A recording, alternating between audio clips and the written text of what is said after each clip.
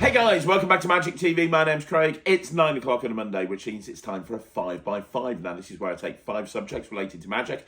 I spend 5 minutes talking about each subject and I move on to the next subject.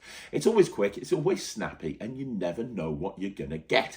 Now, we're back to the original format of 5x5s today, which is that I'm going to go through 5 different segments. We're not doing a tutorial special or a live performance special or anything like that.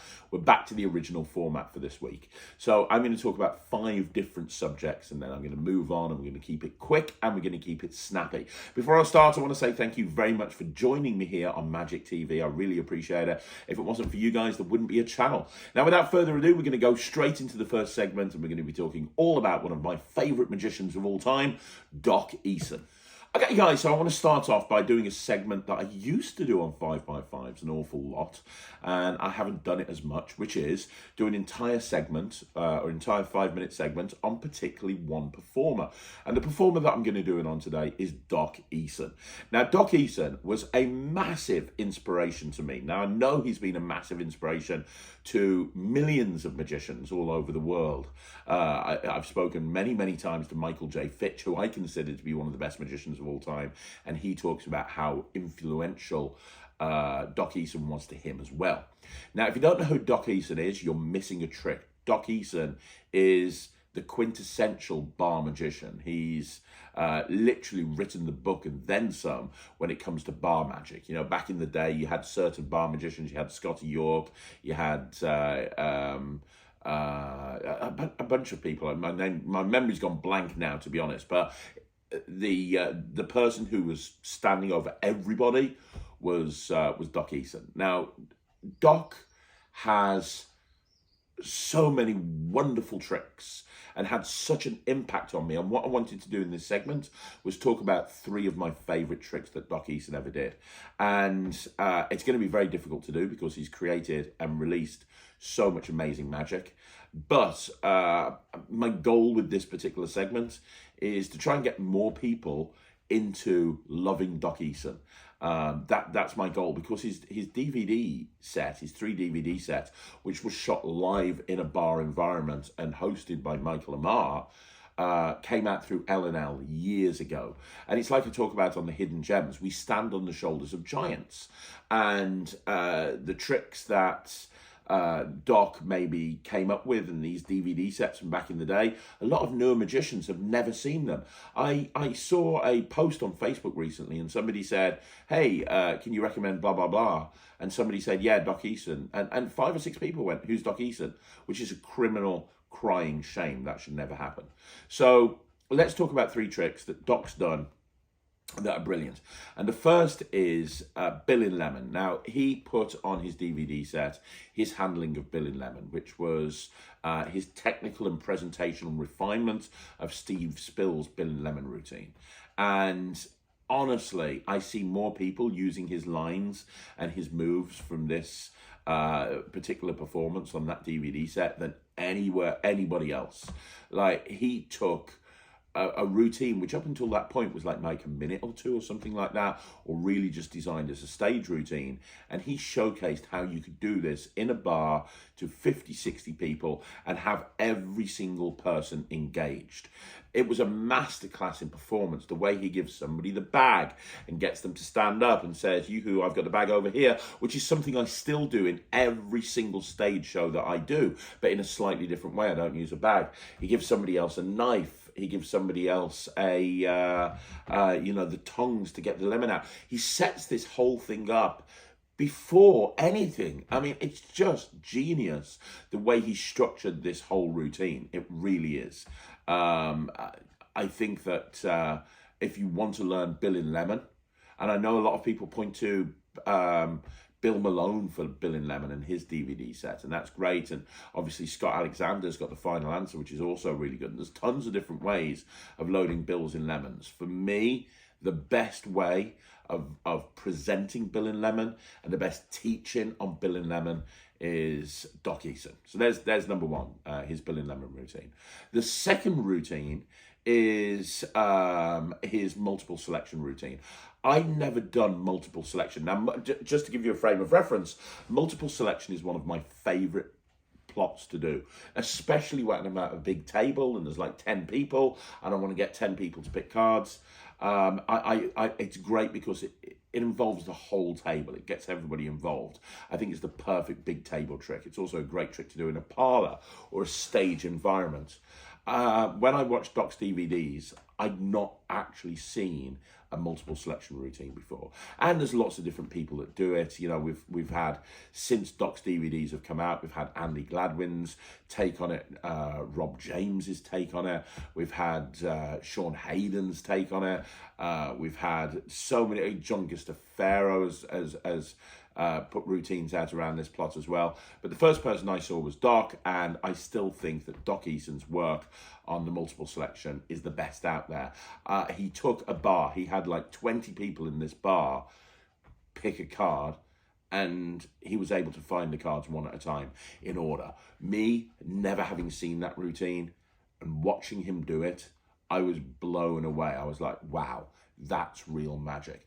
That's how you take a trick and turn it from a trick into an absolute miracle where everybody is laughing their ass off the entire time. And watching Doc do this is a masterclass in how to perform and how to be a great magician. So you've got the multiple selection. The other thing that I said I'm going to limit it to 3 tricks, and it's so hard because I was mulling over what to do. I mean, his work on copper, silver, brass is brilliant. He's got so much great material that I could pick from. It was very difficult to whittle it down. But the final routine that I'm going to talk about of Doc's is card under drink, and he's got lots of different ways of doing card under drink on his DVD set. He's got people thinking of a card and having it go under the drink, peeking a card, having it go under a drink, and then he's got his multiple card under drink style sequence where the card goes under the drink over and over again and you never see it happen. And I remember he came to London, to the Magic Circle headquarters, to do a masterclass under the card under drink. Even though I'd learnt it off his DVD set and I'd done it for a long time, I was like, I'm just going to go and buy that because I really want to just watch Doc do it in person and listen to everything he's got to say. And I paid to be there. And I remember him saying to me, because I published Parlour with my card in the box handling at that point, and I remember him turning up at the Magic Circle and saying to me, why are you here? I've seen you do card in the box, it's brilliant. And that made my life. Like, that absolutely made my life. That's a moment that I'm never going to forget. But you know what? Card in the box and card in the drink are very, very different things. And everybody, people say that everyone should learn the cups and balls. I think everybody should learn the card under drink. And if you're going to learn card under drink, there's no better person to learn it from than Doc Eason. He is a master of it. And he brought out a separate project a few years ago with Cosmo Magic, all about the card under drink. So it's well worth looking into that as well. So there you go. Thank you, Doc Eason, for everything you have done and you continue to do with the magic community. We're going to go into the second segment now, and kind of cheating because it's another segment on Doc Eason. Okay, so this is the second segment, and it's another segment on Doc Eason, and I'm actually going to perform another one of Doc's tricks. Now, this is, for my money, one of the best walk-around routines you can ever learn. But it's also something that will work behind a bar, obviously. It's also something that you can do in a parlour show. It's something you can do on a table. This is great. It's called Screwed Up by Doc Eason, and you're going to see a performance of it in a minute. But in essence, what Screwed Up is it's a way of it's a presentational and technical variation on gadabout coins from Bobo's Modern Coin Magic. So if you've given gadabout coins where it's like two coins in the hand, 1 coin in the pocket. How many coins in the hand? 2? No, it's 3. And you do that over and over again, and then at the end the coins vanish. It's something similar to that, except that he's using 3 nuts, which means that you can have lots of the really funny lines in there. Hey, I've got 3 nuts. My mum calls me special. All this sort of stuff, which are really funny lines to use in front of a real audience. But as well as the fact that presentationally it's funny, it allows you to have different phases by using other stuff that are associated with nuts. Now, I'm not going to go any further until you see the performance because I want this to be a surprise for you if you've not seen the routine before. But suffice to say, Screwed Up is an amazing trick. Now, Doc's been doing this for years, and when you go and watch him lecture, he does it in his lectures, and you can buy it as a set with all the necessary nuts and bolts and so on and so forth. However, he does teach it on his DVD set as well, which is now available as a download, and you can also very easily pick up the props by going to a local hardware store or going on Amazon. Now, with that all being said, let's have a look at a performance of Screwed Up by the legend that is Doc Eason. I'm here with Jack. How you doing, Jack? I'm trying to take in everything you just said. You don't need to know. You don't need to know. What you do need to know is I have here 3 nuts. Well, that's nuts. Have a look at them. Check them out. Make sure they're okay. I think I'm one of the only people in the world with 3 nuts. My mum calls me special. Thank you for giggling. Well, that's one way of putting it. I really appreciate that. Now, the idea is you have to follow what's going on. 3 nuts, 2 hands, 1 pad. Watch very carefully. 1 nut goes in the hand, that's 1. 1 nut goes in the hand, that's 2. 1 nut goes in the pocket. How many nuts in the hand? 2. No, it's the 3 nut trick, Jack. I told you the name of the trick. It's the 3 nut trick. Did you not hear the name of the trick, Jack? I tell you what, we'll do it again. 2 nuts. Remember, just 2. 2 nuts go in the hand. 1 nut, this one here, goes in the pocket. Jack, how many nuts in the hand? It's 2. Jack, we've gone through this. It's the 3 nut trick. You got to remember the name of the trick, Jack. It's the 3 nut trick. I'll do it again. Look, 1 nut goes in the hand. Right. 2 nuts go in the hand. 2 nuts go in the hand. 1 nut goes in the pocket. Now, you know, you've seen it twice now. How many nuts in the hand? 3. How many in the hand? 3. Correct, but the problem is I screwed up. What the hell? Yeah, that's a screw. Or a bolt. Not a screw, it's a bolt. But I'm going to try and do this one more time. The bolt goes in the hand. 2 nuts go in the pocket. One last time, how many nuts in the hand? How many bolts in the hand? What's in the hand, Jack? Just the bolt? Just the bolt until I snap my fingers. Do you know what happens? What? The nuts go back into my hand. But when they do, they screw onto the bolts. And that is nuts. You can have a look at that and examine everything. Okay, so we're now into the next sequence, and in the next segment here on this 5x5, you're going to look at a live performance of me gigging at an actual gig. So you're going to see a full live performance of me gigging at a gig and doing my thing and performing. Because one thing that I've been told over and over again that people like on Magic TV is seeing live performances. So you're going to see that. You're going to see a live performance of me in action at an actual event, and then once I've actually once you've seen that, in the following section, I'm going to actually play the footage again, but this time I'm going to put a commentary track over the top. And I'm going to talk about what I did, why I did it, what I did right, what I did wrong. I genuinely think, but for me, Magic TV is all about a learning experience. Learning for me, but also learning for anybody that's watching these videos. I've been doing Magic a long time, and I think that the best way to learn and the best way to improve is to look back at your performances and talk about why you did and what you did. I love that insight into a performer's mindset. So that's why I do these. So we're going to have a look at a live performance. This took place over Christmas.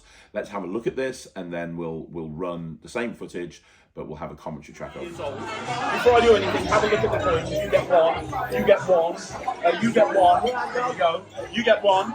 There you go. Have a look at them. Take your time. That was weird. Take your time. I get paid by the hour. So, are they okay? Yeah. Good. So that's 1, 2, 3.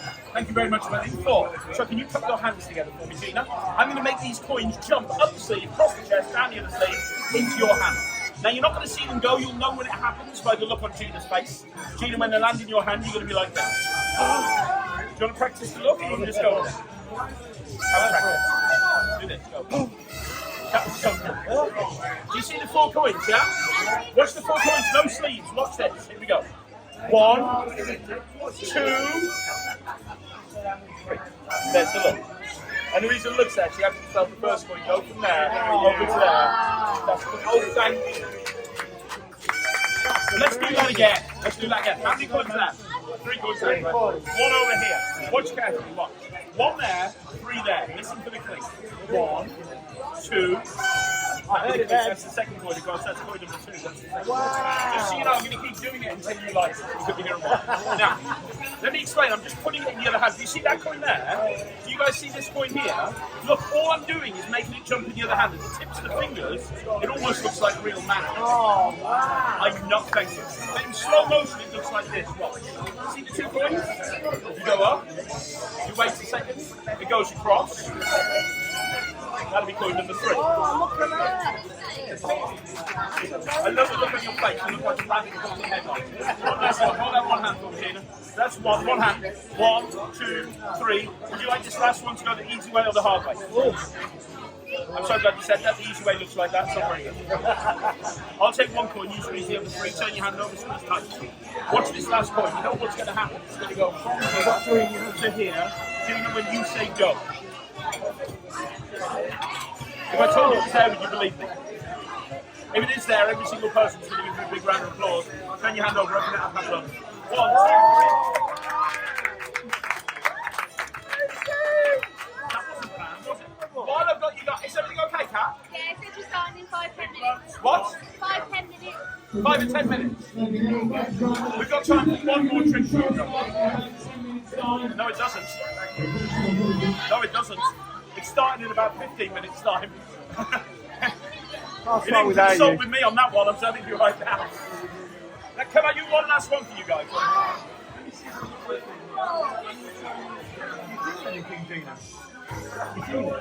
Okay, cool. I'm going to do one last trick. I'm going to do my favourite trick. Are you ready? Guys, I've got a pack of cards. Can you all see the cards? What's your name, son?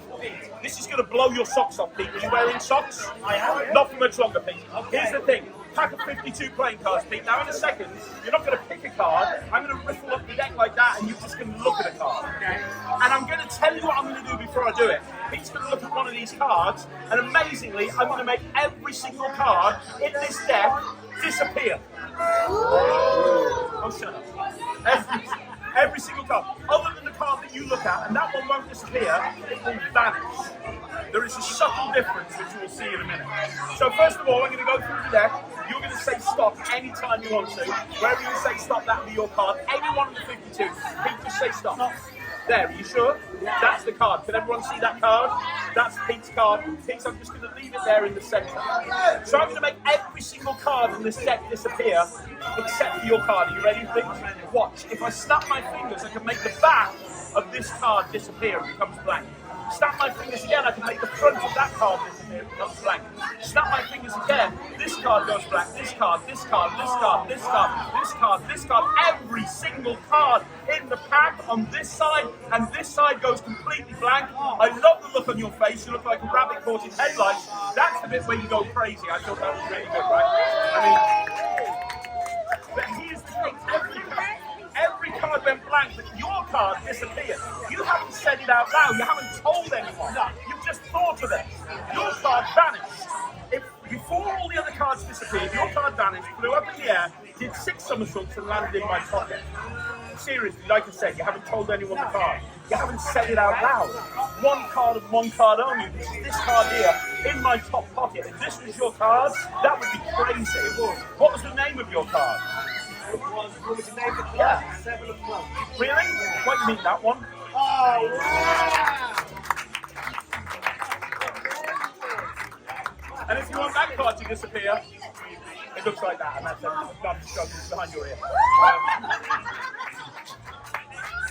Guys, thank you very much. Apparently the show's starting in 10 minutes. We'll see you guys. So this is a New Year's Eve performance where I was performing with Matt and Ryland and Kat at Drayton Manor. And if you want to see what happened with Matt, you can go check out the documentary from that's going to be going out tomorrow. But this is a close-up performance. And one of the things that people ask me is how do you perform on big tables when there's adults and there's kids and there's everybody? And one of the things that I think is really important is making it interactive to everybody on the table. So you notice at the beginning when I handed the coins out, I gave the coins out to lots of different people around the table. Because once you give them something and you ask them to do something, they're invested in it. Now, I'm opening with coins across here. And what I try to do wherever possible is I try to position myself so that there's a girl or a lady on my right, because I tend to find that the reactions are stronger to a coins across routine when you're performing it to a female. So I do try to engineer things that way, even if I have to shift people around slightly. And one of the reasons that coins across works so well on a big table type situation is because you're doing the same trick 4 times. And each time it builds, and you can see that from the reaction of her face. You can see that from the reaction of the people around the table. Now you'll see here I've actually built in a 5th phase, because after the first 2 go, I give a pseudo explanation of how it works, and I do kind of a very brief 3-fly style thing where the coins go across at my fingertips before then continuing with the normal coins across. Now, that wasn't planned. That's not something that I normally do. And I think that the important thing to learn from there is you don't want to be bound by a script. You don't want to make sure, you know, you might have a set thing that you do, but in the spur of the moment, something else might actually end up being a better option than what you were planning on doing. And it's important to be able to actually deviate at a moment's notice. Now, when you get to the finale of any coins across routine, I think that the most important thing is that you really build up the impossibility of what's going to happen. And in this case, you know, the impossibility is that the coin's going to vanish and appear in their hands. And you'll see from the reaction there that I really focus their attention. If this happened, would that be great? You know, so on and so forth. Now, you'll notice that I'm not doing a jumbo coin production at the end of this. And I don't always, you know, that you don't have to do a jumbo coin production at the end of every time you do a coin routine. In fact, the problem with producing jumbo coins is it's kind of very final. It's like, wow, okay, where can you go from here? It's impossible to almost go anywhere else. So I chose not to do the jumbo coin production. Now, notice there, I wanted to go into another routine, and I realized as I was going into it that I hadn't actually set up the deck from the previous table, because I got called over to this table from the previous table. I'd normally reset the deck. It's like a 2-second reset, and I didn't reset it. And you know, the thing is, you have to deal with stuff like that all the time. The problem with live entertainment, especially close up, things are going to go wrong all of the time. So when they do go wrong, the important thing is not to make a big issue out of it, not make a big deal of it. And this is the perfect scenario. I realized that the deck wasn't set up, so I just turned around for a second, did what I needed to do to reset the deck, and then I came out and I did it. Now, nobody will remember that, but it's better than, like, you know, looking flustered or looking frustrated or whatever it may be. Now, this particular trick that I'm doing is Blank Thoughts by Card Shark, and obviously I reviewed this recently and gave it a great review for good reason. It's a fantastic trick. And I made the point that you could do this very well close up as well as on stage. And here I am doing it close up. Now look at the reaction to the 2 guys to my left as the cards turn blank. They can't believe it. This is a really strong trick. Just that moment there where every single card turns blank is a really strong moment. And if that was just the trick, that would be great. But then you've got this thought of card, and notice they're clapping and they think that's the end of the routine. And it's great that they think that's the end of the routine. But then you point out that, and this is one of the reasons that I love this routine, they never say the card out loud. They never tell anyone. You never ask them the card. You never do any fishing, nothing like that.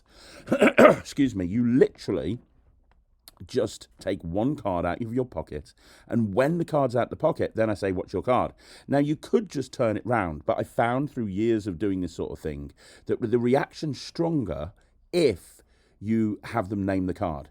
Because if you turn that card round, the only person who knows it's their card is them. And if they're not a strong reactor, the rest of the table's not going to react. But if you ask them the name of their card, and they tell you, everybody knows the card, you've already brought the card out into play, so when you turn that card round, you've got that moment where everyone's going crazy.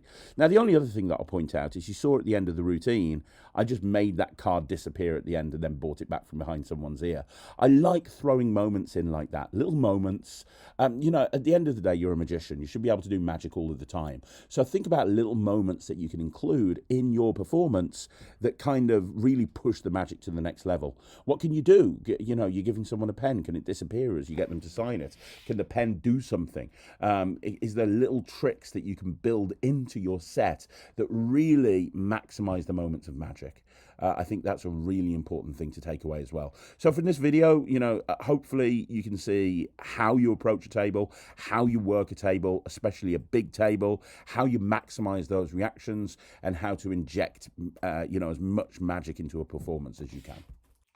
Okay, so the final segment today, I want to talk about Guy Hollingworth. Now, I'm going to be doing some videos coming up in the coming weeks and months on Guy Hollingworth.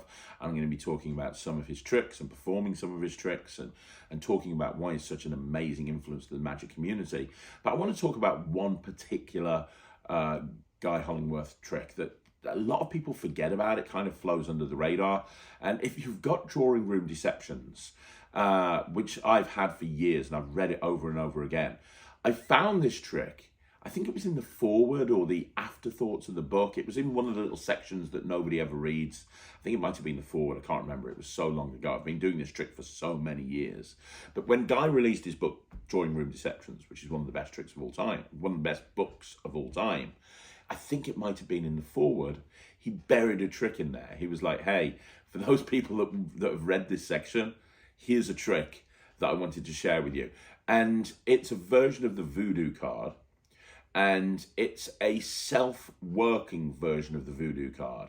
And it's very odd because Guy is known as being this incredible sleight of hand artist that can do anything with a deck of cards.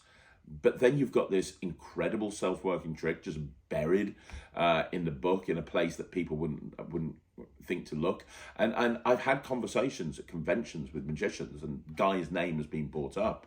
And people say to me, what's your favorite trick? Is it Reformation? Is it waving the aces? Is it this? Is it that? It's the other. And I'm like, nah, it's a version of Voodoo card.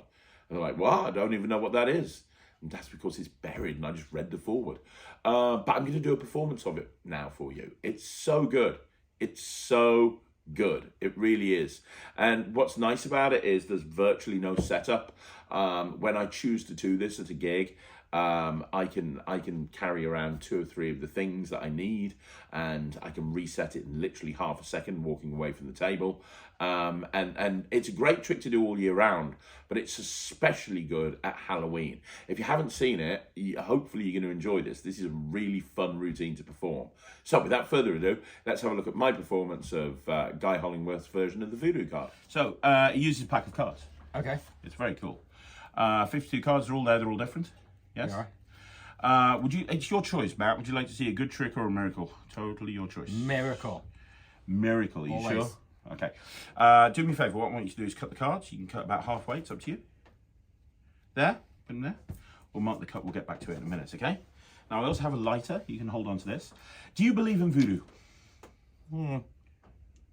No? Yes? Maybe? I'm about to be convinced. Well, you know what a voodoo doll does, don't you? Yes. A voodoo doll, the whole concept of a voodoo doll is that you can stab little pins in it, and the person it's meant to look like, they will feel pain in that area. Yeah? We're going to try and do a similar thing with a pack of cards. Now, every single pack of cards has 26 perfect makes that are identical in every way. So the ace of hearts will be the ace of diamonds because they're both red, they're both aces. 7 of clubs will be the 7 of spades, same reason. Yeah. So we're going to take the card that you cut to, the King of Hearts. So the perfect mate to this would be King of Diamonds. King of Diamonds, exactly. Now watch this. Whatever happens to this king happens to the King of Diamonds. So if I turn this king face up, watch.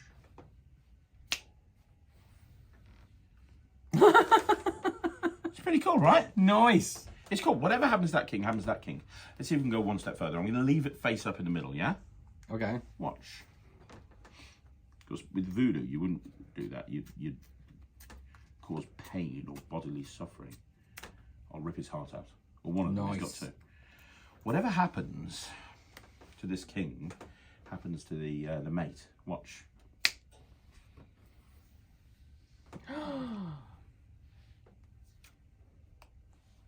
What the fuck? Hold your hand out. Hold your hand out. I don't want it. Hold your hand out. Give me the lighter. Put your other hand top.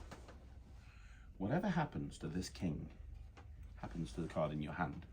Now this might feel a little hot. That's a real flame, right? Oh, hold on. you feel it? Yeah. A little bit? Let's see. Lift up your hand and turn the card over. I felt that. What the fuck?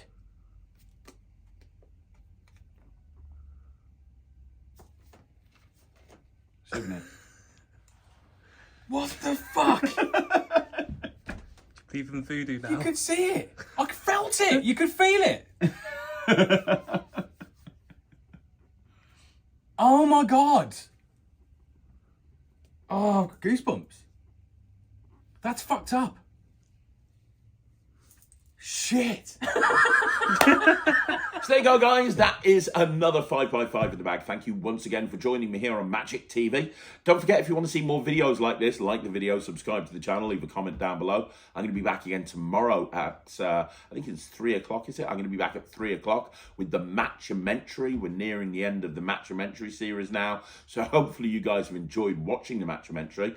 And don't forget, if you want to join the Netrix, you can do so just by going to www.thenetrix.com.